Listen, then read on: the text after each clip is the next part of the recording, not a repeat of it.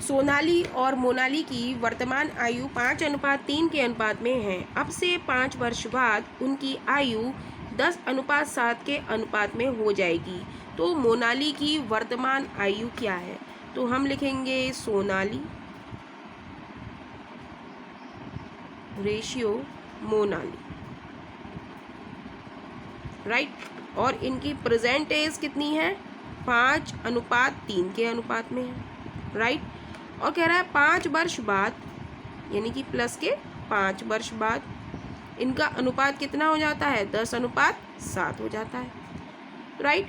तो हम रेशियो, इनका अंतर समान करेंगे, क्योंकि कोई कितना भी छोटा या बड़ा हो लेकिन उनका आयु का अंतर उनका हमेशा समान रहता है। तो हम 5 और 3 में देखेंगे कितने का अंतर है? 2 का अंतर है। तो हम नीचे 2 से मल्टीप्लाई करेंगे। 10 और 7 में कितने का अंतर है? 3 का अंतर है। तो ऊपर हम 3 से मल्टीप्लाई करेंगे, राइट।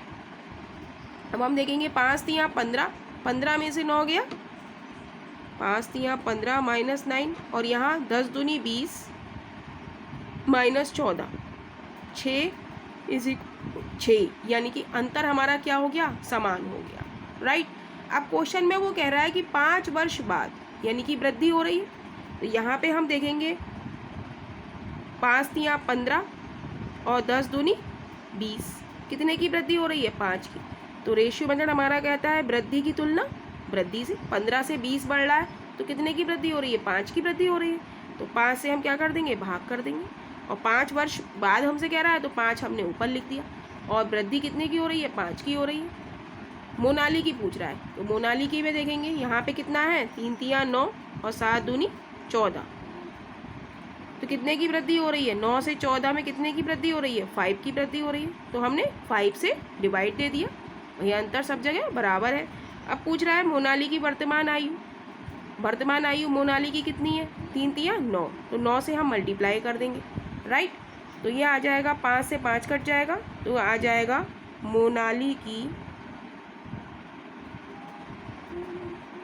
वर्तमान आयु कितनी आ गई हमारी? 9 वर्ष।